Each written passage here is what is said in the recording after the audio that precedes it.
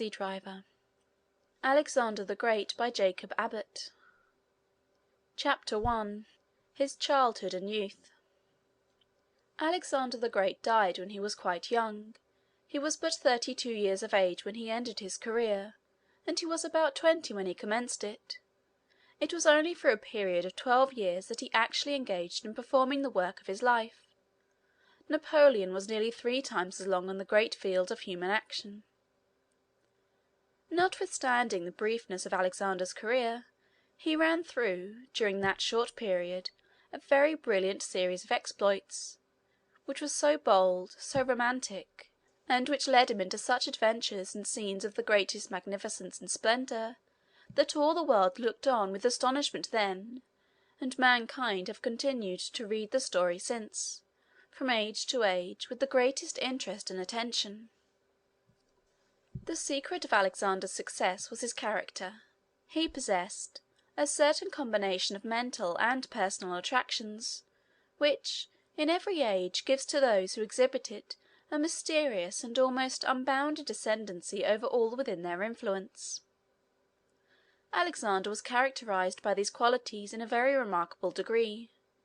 He was finely formed in person, and very prepossessing in his manners.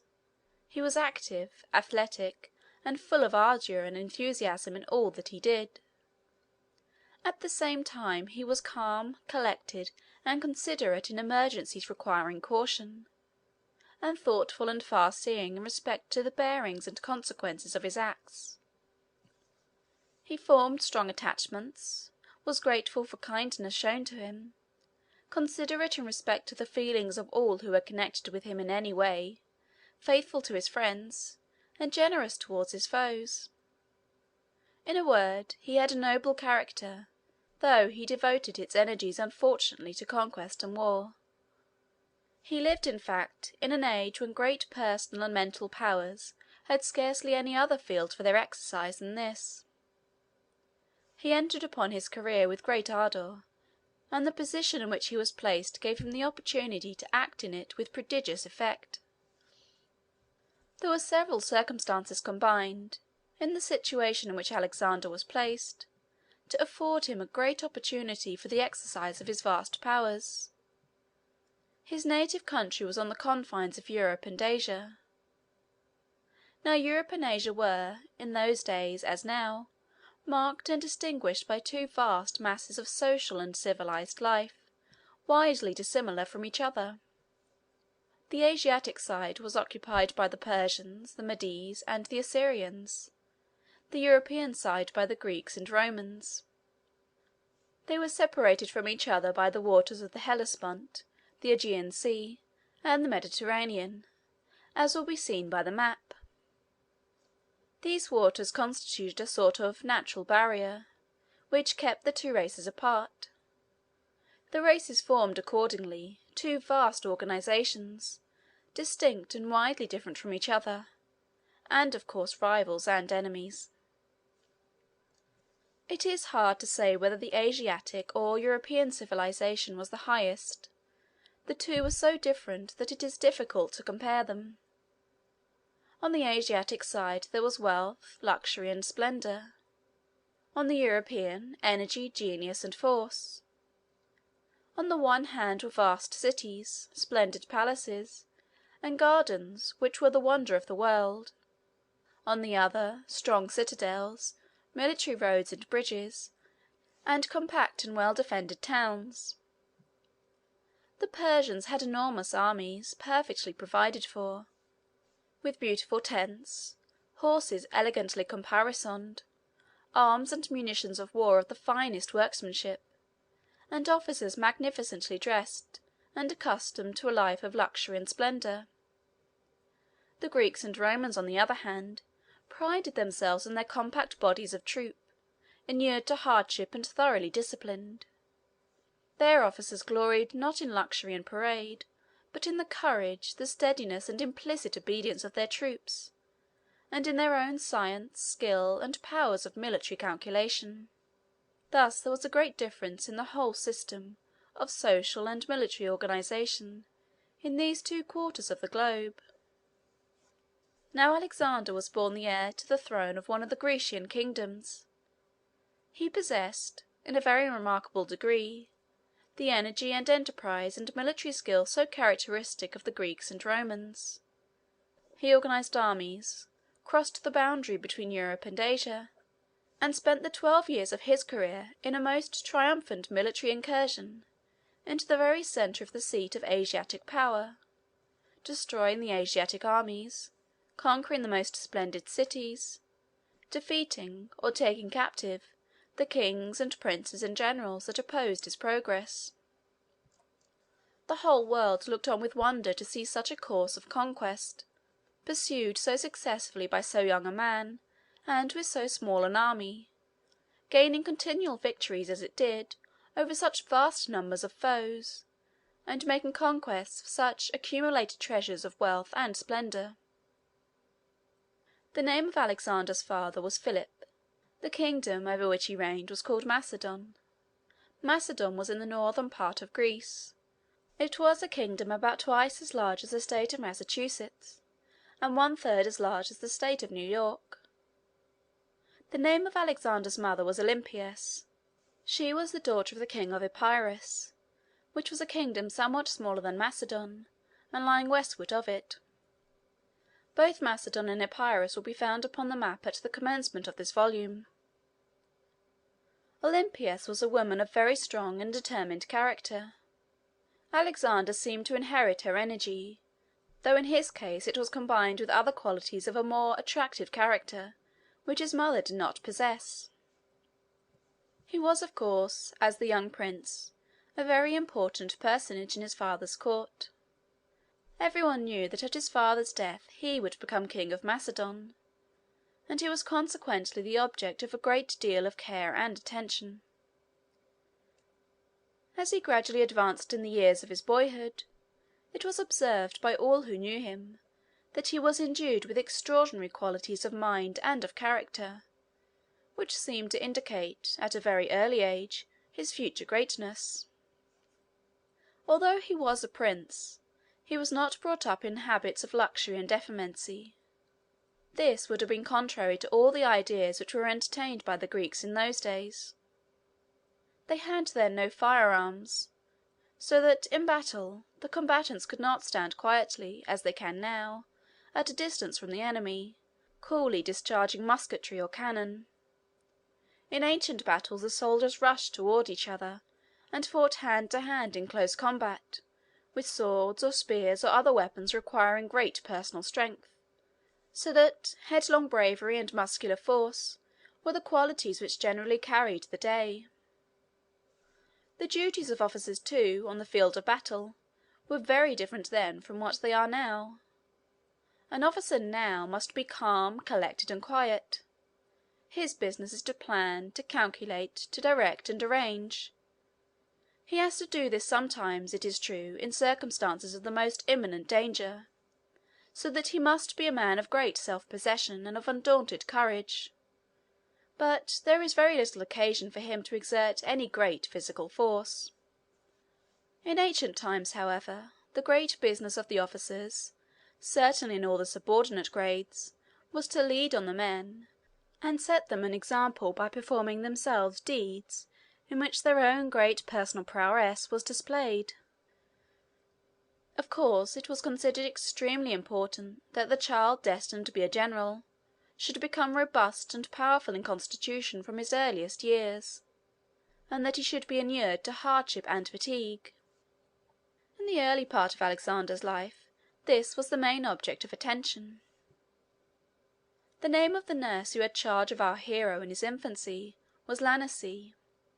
She did all in her power to give strength and hardihood to his constitution, while at the same time she treated him with kindness and gentleness. Alexander acquired a strong affection for her, and he treated her with great consideration as long as he lived. He had a governor also in his early years, named Leonatus, who had the general charge of his education. As soon as he was old enough to learn, they appointed him a preceptor also, to teach him such branches as were generally taught to young princes in those days. The name of this preceptor was Lysimachus. They had no printed books, but there were a few writings on parchment rolls which young scholars were taught to read. Some of these writings were treatises on philosophy, others were romantic histories, narrating the exploits of the heroes of those days, of course with much exaggeration and embellishment. There were also some poems, still more romantic than the histories, though generally on the same themes. The greatest productions of this kind were the writings of Homer, an ancient poet who lived and wrote 400 or 500 years before Alexander's day. The young Alexander was greatly delighted with Homer's tales. These tales are narrations of the exploits and adventures of certain great warriors at the siege of Troy, a siege which lasted 10 years, and they are written with so much beauty and force, they contain such admirable delineations of character, and such graphic and vivid descriptions of romantic adventures, and picturesque and striking scenes, that they have been admired in every age by all who have learned to understand the language in which they are written.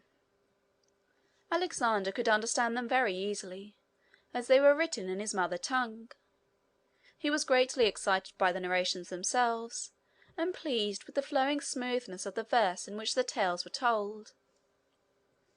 In the latter part of his course of education, he was placed under the charge of Aristotle, who was one of the most eminent philosophers of ancient times.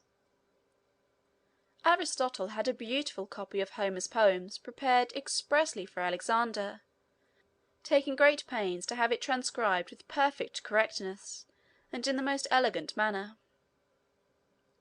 Alexander carried this copy with him in all campaigns. Some years afterward, when he was obtaining conquests over the Persians, he took, among the spoils of one of his victories, a very beautiful and costly casket, which King Darius had used for his jewelry or for some other rich treasures. Alexander determined to make use of this box as a depository for his beautiful copy of Homer, and he always carried it with him, thus protected, in all his subsequent campaigns. Alexander was full of energy and spirit, but he was, at the same time, like all who ever become truly great, of a reflective and considerate turn of mind. He was very fond of the studies which Aristotle led him to pursue, although they were of a very abstruse and difficult character. He made great progress in metaphysical philosophy and mathematics, by which means his powers of calculation and his judgment were greatly improved. He early evinced a great degree of ambition. His father Philip was a powerful warrior, and made many conquests in various parts of Greece, though he did not cross into Asia.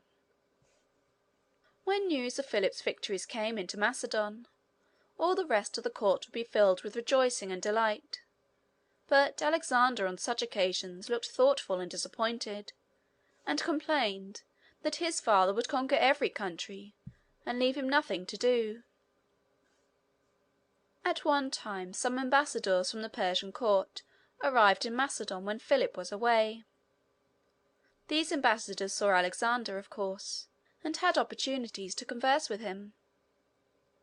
They expected that he would be interested in hearing about the splendors and pomp and parade of the Persian monarchy. They had stories to tell him about the famous hanging gardens, which were artificially constructed in the most magnificent manner, on arches raised high in the air, and about a vine made of gold, with all sorts of precious stones upon it instead of fruit, which was wrought as an ornament over the throne on which the king of Persia often gave audience; of the splendid palaces and vast cities of the Persians, and the banquets and fetes and magnificent entertainments and celebrations which they used to have there. They found, however, to their surprise, that Alexander was not interested in hearing about any of these things. He would always turn the conversation from them to inquire about the geographical position of the different Persian countries, the various routes leading into the interior, the organization of the Asiatic armies, their system of military tactics, and especially the character and habits of Artaxerxes, the Persian king. The ambassadors were very much surprised at such evidences of maturity of mind, and of far-seeing and reflective powers on the part of the young prince. They could not help comparing him with Artaxerxes. "Alexander," said they, "is great, while our king is only rich." The truth of the judgment which these ambassadors thus formed in respect to the qualities of the young Macedonian, compared with those held in highest estimation on the Asiatic side, was fully confirmed in the subsequent stages of Alexander's career. In fact, this combination of a calm and calculating thoughtfulness, with the ardor and energy which formed the basis of his character, was one great secret of Alexander's success. The story of Bucephalus, his famous horse, illustrates this in a very striking manner. This animal was a war horse of very spirited character, which had been sent as a present to Philip while Alexander was young. They took the horse out into one of the parks connected with the palace, and the king, together with many of his courtiers, went out to view him. The horse pranced about in a very furious manner, and seemed entirely unmanageable. No one dared to mount him. Philip, instead of being gratified at the present, was rather disposed to be displeased that they had sent him an animal of so fiery and apparently vicious a nature that nobody dared to attempt to subdue him. In the meantime, while all the other bystanders were joining in the general condemnation of the horse, Alexander stood quietly by, watching his motions and attentively studying his character. He perceived that a part of the difficulty was caused by the agitations which the horse experienced in so strange and new a scene, and that he appeared also to be somewhat frightened by his own shadow, which happened at that time to be thrown very strongly and distinctly upon the ground. He saw other indications also that the high excitement which the horse felt was not viciousness, but the excess of noble and generous impulses. It was courage, ardor, and the consciousness of great nerves and muscular power. Philip had decided that the horse was useless, and had given orders to have him sent back to Thessaly, whence he came. Alexander was very much concerned at the prospect of losing so fine an animal. He begged his father to allow him to make the experiment of mounting him. Philip at first refused, thinking it very presumptuous for such a youth to attempt to subdue an animal so vicious that all his experienced horsemen and grooms condemned him. However, he at length consented. Alexander went up to the horse and took hold of his bridle. He patted him upon the neck and soothed him with his voice, showing at the same time, by his easy and unconcerned manner, that he was not in the least afraid of him. A spirited horse knows immediately when one approaches him in a timid or cautious manner. He appears to look with contempt on such a master, and to determine not to submit to him. On the contrary, horses seem to love to yield obedience to man, when the individual who exerts the obedience possesses those qualities of coolness and courage which their instincts enable them to appreciate. At any rate, Bucephalus was calmed and subdued by the presence of Alexander.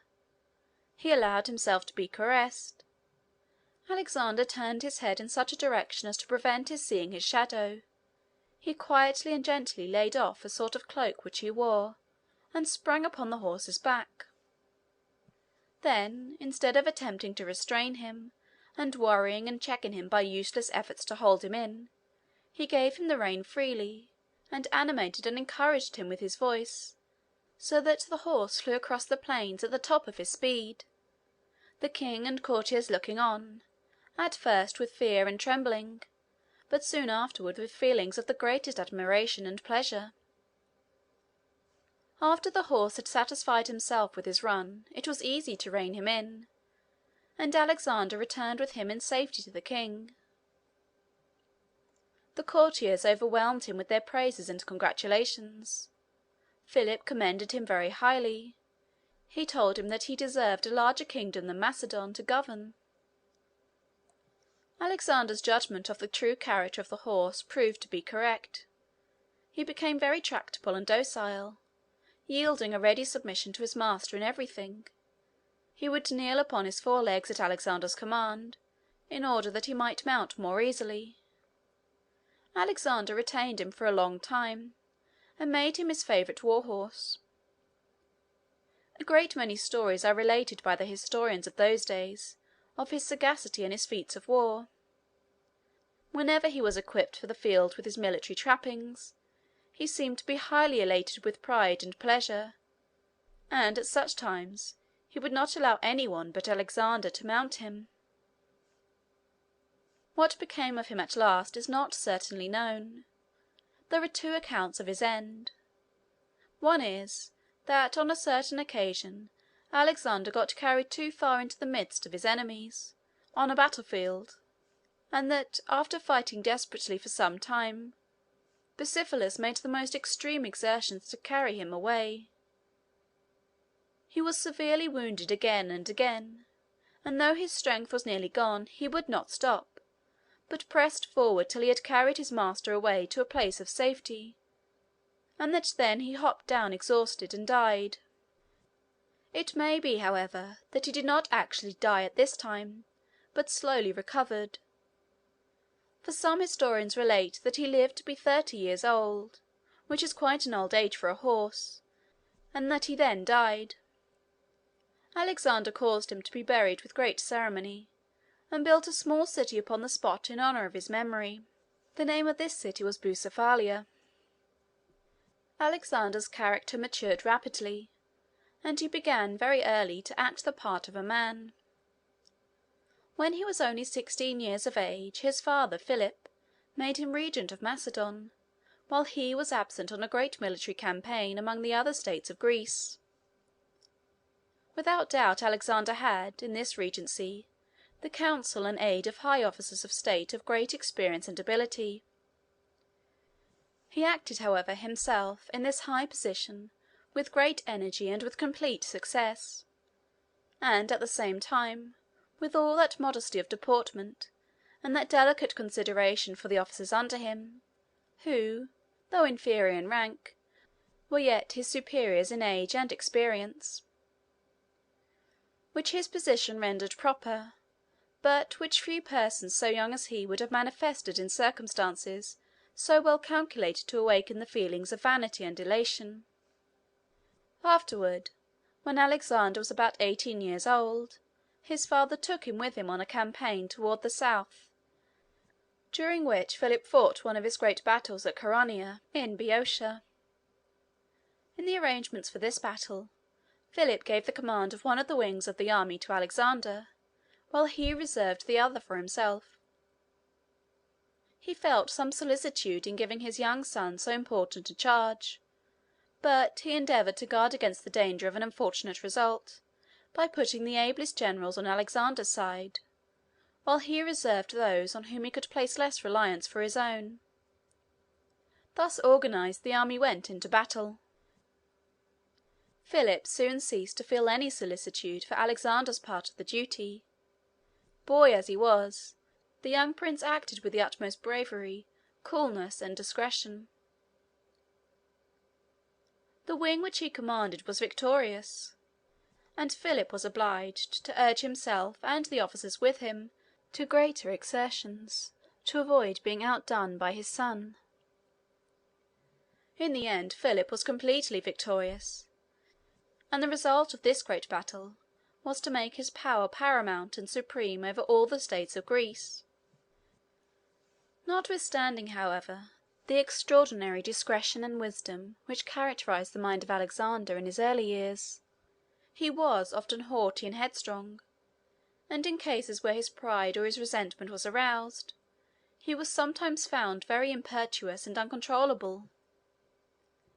His mother Olympias was of a haughty and imperious temper, and she quarrelled with her husband, King Philip. Or perhaps it ought rather to be said that he quarrelled with her. Each is said to have been unfaithful to the other, and, after a bitter contention, Philip repudiated his wife and married another lady. Among the festivities held on the occasion of this marriage there was a great banquet, at which Alexander was present, and an incident occurred which strikingly illustrates the impetuosity of his character.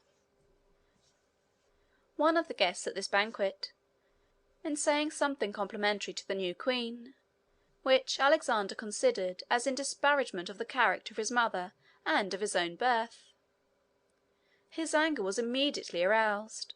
He threw the cup from which he had been drinking at the offender's head. Attalus, for this was his name, threw his cup at Alexander in return. The guests at the table where they were sitting rose, and a scene of uproar and confusion ensued. Philip, incensed at such an interruption of the order and harmony of the wedding feast, drew his sword and rushed toward Alexander, but by some accident he stumbled and fell upon the floor. Alexander looked upon his fallen father with contempt and scorn, and exclaimed, "What a fine hero the states of Greece have to lead their armies! A man that cannot get across the floor without tumbling down." He then turned away and left the palace. Immediately afterward he joined his mother Olympias, and went away with her to her native country, Ephyraeus, where the mother and son remained for a time in a state of open quarrel with the husband and father. In the meantime Philip had been planning a great expedition into Asia. He had arranged the affairs of his own kingdom, and had formed a strong combination among the states of Greece, by which powerful armies had been raised, and he had been designated to command them. His mind was very intently engaged in his vast enterprise. He was in the flower of his years and at the height of his power. His own kingdom was in a very prosperous and thriving condition, and his ascendancy over the other kingdoms and states on the European side had been fully established. He was excited with ambition and full of hope. He was proud of his son Alexander, and was relying upon his efficient aid in his schemes of conquest and aggrandizement. He had married a youthful and beautiful bride, and was surrounded by scenes of festivity, congratulation, and rejoicing. He was looking forward to a very brilliant career, considering all the deeds that he had done, and all the glory which he had acquired, as only the introduction and prelude to the far more distinguished and conspicuous part which he was intending to perform. Alexander, in the meantime, ardent and impetuous, and eager for glory as he was, looked upon the position and prospects of his father with some envy and jealousy. He was impatient to be monarch himself. His taking sides so promptly with his mother in the domestic quarrel was partly owing to the feeling that his father was a hindrance and an obstacle in the way of his own greatness and fame. He felt within himself powers and capacities qualifying him to take his father's place, and reap for himself the harvest of glory and power which seemed to await the Grecian armies in the coming campaign. While his father lived, however, he could be only a prince, influential, accomplished, and popular, it is true, but still without any substantial and independent power. He was restless and uneasy at the thought that, as his father was in the prime and vigor of manhood, many long years must elapse before he could emerge from this confined and subordinate condition. His restlessness and uneasiness were, however, suddenly ended by a very extraordinary occurrence, which called him, with scarcely an hour's notice, to take his father's place upon the throne. Chapter 2.